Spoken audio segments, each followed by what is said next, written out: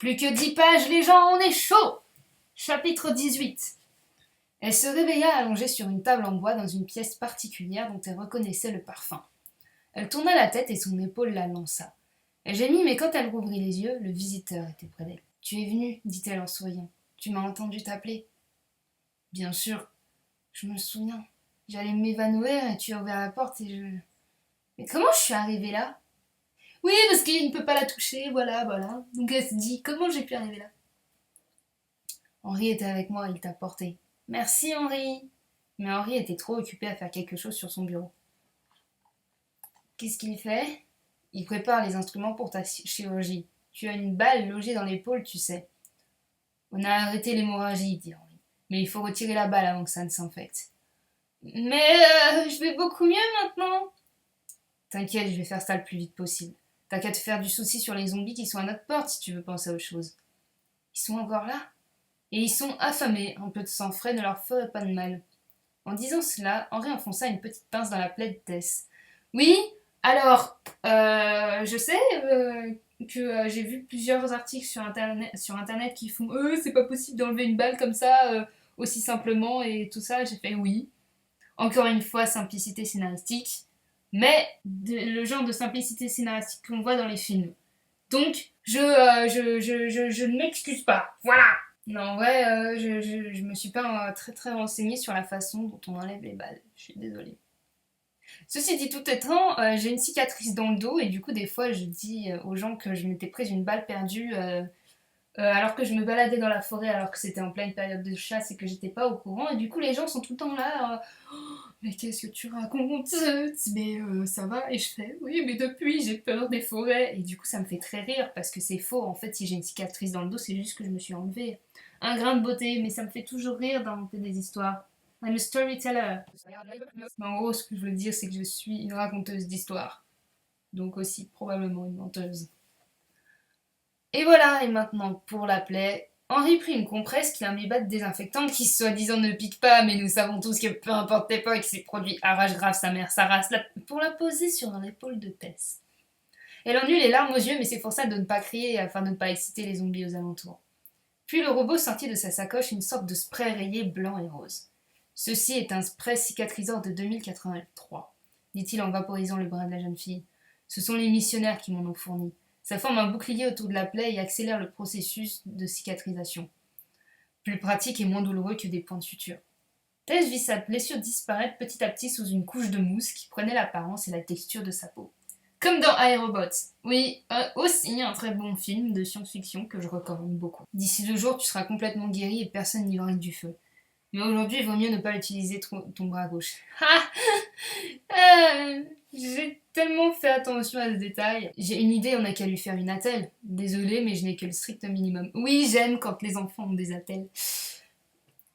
Alors le visiteur regardera son avant-bras gauche, là où aurait dû se trouver sa machine, et commença à dérouler ses bandelettes. Non, attends, dit Tess. Le visiteur avait posé sa bandelette sur la table et recaché son avant-bras avec sa manche, avant même qu'Henri n'ait pu voir quoi que ce soit, avant même qu'il puisse repérer une odeur de chien brûlé.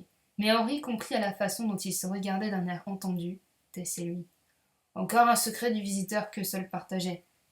Le visiteur fit alors une attelle avec les bandelettes, n'hésitant pas à faire un nœud papillon pour le côté esthétique de la chose. Joli, hein? Magnifique. Ne vous étonnez pas de ce qu'on dit sur vous après, dit Tess. De quoi? dirent-ils à l'unisson. Rien. Voilà, alors genre le nœud papillon côté esthétique de la chose et moi après qui fait des allusions gays. C'est encore une fois je m'excuse. C'est cliché, c'est théorie du genre, c'est n'importe quoi. À l'époque, je connaissais pas encore trop ce délire des théories du genre et pourtant ça aurait dû me toucher très vite parce que je suis moi-même une fille qui suis pas ce qu'on appelle quelque chose de féminine et je supporte pas cette expression. Tu peux être quelqu'un de entre guillemets féminin en portant du jean, des baskets, enfin voilà. Du coup, le fait que voilà qu'ils aiment le côté esthétique de la chose et les nœuds papillons, voilà, je suis vraiment désolée. Je suis vraiment désolée de cette espèce de truc stupide que j'ai écrit. C'était vraiment de l'humour, mais je pense qu'il faut que je fasse attention. Alors des fois on dit oui, mais avec tous ces trucs-là, on peut même plus faire d'humour. Et c'est vrai que, par exemple, j'ai regardé J'ai jamais su dire non et la théorie des balls. Et c'est vrai que du coup, avec tous ces débats sur la transphobie, etc., ou la théorie du genre, c'est vrai qu'il y a des blagues que j'ai trouvées beaucoup moins drôles. Et c'est d'ailleurs pour ça que j'avais eu peur pour le secret des balls, mais je n'ai pas été déçue, putain. Et c'est vrai que, bah, du coup, je me dis, est-ce que, du coup, j'ai moins d'humour? Mais je pense que c'est. Tu peux faire de l'humour, mais il faut que tu réalises ce que tu fais. Et là, je pense qu'à ce moment-là, j'ai pas trop réalisé. Surtout que faire une blague sur les nœuds papillons, alors que les nœuds papillons, c'est cool. Donc voilà, encore. Désolée pour cette espèce de folle phobie. Voilà, cette espèce de cliché des gays qui sont qui font les folles, etc.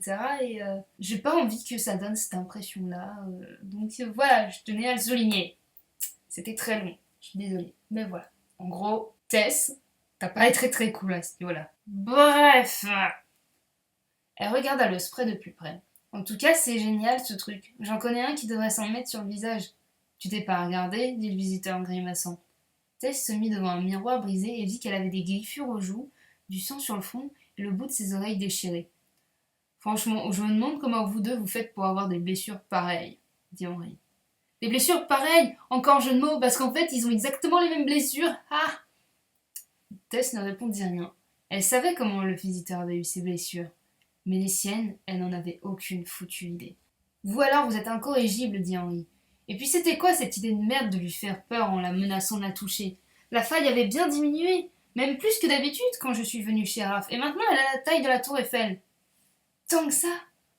Ouais, enfin, la tour Eiffel actuelle, de 2550. Ah, mais faut arrêter maintenant, continua-t-il en les regardant tous les deux. Y a pas que vous dans cette histoire. Là, il faut sauver Francis. Oui, tu as raison, mais avec ces zombies à notre porte, ça va pas être facile. Et je te signale que je n'ai pas ma machine sur moi. Putain. Henri se mit à farfouiller dans son ancien bureau. Ici, il n'y a plus rien. J'ai tout emmené dans mon labo avec chez les missionnaires. Mais là, c'est limite si j'aimerais retrouver mon matériel de merde. Henri se stoppa, et son regard se perdit dans le vide. Ou alors, je pourrais appeler mon castabot et l'utiliser pour construire. Hors de question, fit le visiteur à Tess. Le castabot, c'est ton bébé. On ne le sacrifie pas, fit Tess. Et puis, continua le visiteur, il est vraiment trop mignon. Ému, Henri, à défaut de ne pouvoir pas faire de câlin collectif, Big Bang 2, tout ça, se jeta dans les bras du visiteur. Enfin oui, donc le Big Bang, c'est une fausse excuse. Et ils se firent un free hug, comme des hommes. Je suis tellement heureux de te revoir. Moi aussi. Tu m'as manqué, tu sais. Je pensais à toi tous les jours. Pour de vrai. De vrai, de vrai. Mon ami. Henri. Eh oh, fit Tess. Remontez vos pantalons, je suis toujours là, moi. Le visiteur et Henri se séparèrent, les yeux et les joues rouges. Henri caressa le menton du visiteur. Cette fanfiction est en train de tourner au yaoi, marmonna Tess. Oui, c'est vrai. Pardon. Alors, vérité véritable, je ne sais pas écrire ce genre de scène. J'adore écrire des scènes dramatiques, poignantes et tout ça, genre des histoires d'amour, c'est vraiment trop mignon, mais je suis plus dans le fluffy que. Enfin, non, même pas des fois. J'aime pas écrire dans le pathos et tout ça. Et je sais pas écrire ce genre de scène. Du coup, je vous laisse à vous, libre imagination, pour écrire des histoires entre le visiteur et Henri. Mais moi, je suis pas douée pour ça. Et en fait, cette blague méta par Tess, c'était juste une façon pour moi de m'en sortir. Voilà. Bref. C'est bien beau de vous être réconciliés, mais ça ne nous aide pas dans le sauvetage de Francis. Avec un peu de chance, les autres l'ont peut-être trouvé. Henri appuya alors sur son bracelet de missionnaire. Ici Henri Castafolt. Constance, quelle est votre situation? Pas vraiment cool, dit Constance à travers le haut-parleur. Il y a des nécrophiles partout, toute une armée devant l'entrée du bunker. Mais au moins il y a de l'espace pour se battre, c'est un grand hall. Le renfort arrive, mais. Et Raph? Je suis là, moi aussi, dit Raph à côté de Constance. Depuis quand Raph se bat-il contre des nécrophiles demanda le visiteur. Il y a beaucoup de choses que vous ignorez sur moi. Et puis il y a un autre truc. Foncer tête baissée, c'est bien, mais si on arrive au bunker, en un seul morceau, Francis est toujours menacé. Alors quels sont vos ordres? Tous les regards se tournèrent vers le visiteur qui déglutit. Euh. Pour l'instant, restez en vie, on vous contactera dès qu'il y aura du changement. Il éteignit le bracelet du robot. Bah alors? Oui, parce que d'habitude il a un plan et là il en a pas. Bah alors? Il me manque un élément pour le sauvetage de Francis et je. Mais il n'eut pas le temps de finir sa phrase. Un brouhaha monstrueux se fit entendre derrière la porte du labo qui ne cessa de tambouriner. Les zombies criaient et on pouvait entendre leurs crânes s'écraser contre les murs avec fracas. Les os craquaient comme des branches d'arbres et il semblait parfois que quelqu'un marchait sur de la cervelle. C'est pas trop un bruit super stylé. C'est alors que le visiteur comprit. Il y avait quelqu'un derrière cette porte qui faisait le ménage. Quelqu'un qui a peut-être de bonnes intentions, il l'espérait mais n'en était pas sûr.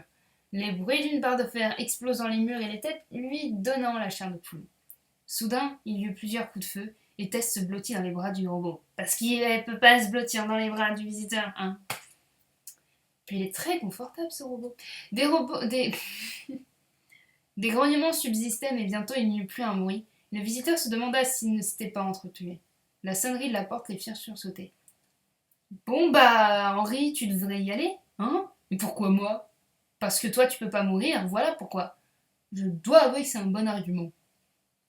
Il lâcha Tess et s'approcha doucement de la porte, se colla au mur à côté, puis ouvrit doucement afin de jeter un coup d'œil à l'extérieur. Ce qu'il vit dépassait son entendement. Des tas de zombies morts étaient entassés dans un coin du couloir, se vidant de leur sang, leur puanteur se diffusant dans presque tout le souterrain. Et à côté, attendant qu'on le laisse entrer, il y avait cette personne. Toi? Fit Henri, interloqué.